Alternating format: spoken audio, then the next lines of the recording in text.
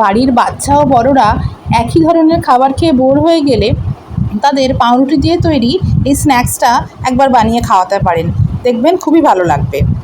আর এটি বাড়িতে বানিয়ে নেওয়াও খুব সহজ। চলুন দেখে নিই কীভাবে এটি বানাতে হয়। এই স্ন্যাক্সটা বানানোর জন্য আমি প্রথমে ব্রাউন ব্রেডকে ভালোভাবে সেঁকে নিয়েছিলাম। এরপর একটি পাত্রে আমি নিয়ে নিয়েছিলাম 1 বাটি বেসন, সেই বাটিরই হাফ বাটি ময়দা আর তার চেয়ে কম চাল গুঁড়ো।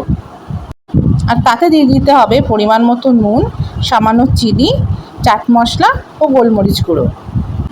এগুলো ভালোভাবে মিশিয়ে নিয়ে তাতে একটু একটু করে জল অ্যাড করে একটা ব্যাটার বানিয়ে নিতে হবে এবং তারপর তাতে দিয়ে দিতে হবে ডিম দেওয়ার পর ভালোভাবে ফেটিয়ে নিতে হবে। তারপর ব্যাটারটাকে 5-10 মিনিট রেখে দিতে হবে।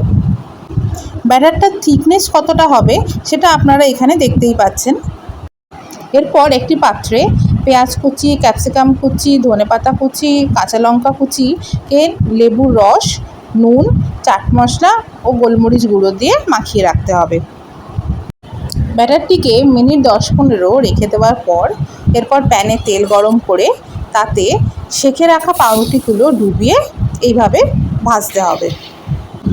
পাউরুটিগুলি দুপিঠ এরকম লালচেভাবে ভাজা হয়ে গেলে নামিয়ে নিতে হবে। এরপর ভেজে রাখা একটি পাউরুটির উপর ম্যারিনেট করে রাখা পেঁয়াজ, ক্যাপসিকাম, ধনেপাতা, লঙ্কা কুচি দিয়ে সামান্য সস দিতে হবে এবং আরেকটি ভেজে রাখা পাউরুটি তার উপর চাপা দিয়ে সমানভাবে 4 টুকরো করে তার উপরে সস দিয়ে ডেকোরেট করলেই তৈরি আমাদের স্ন্যাক্স। এটি খেতে খুব সুস্বাদু হয়, আপনারাও বাড়িতে বানিয়ে দেখতে পারেন। আর যদি আপনাদের ভালো লাগে আমাকে অবশ্যই কমেন্ট বক্সে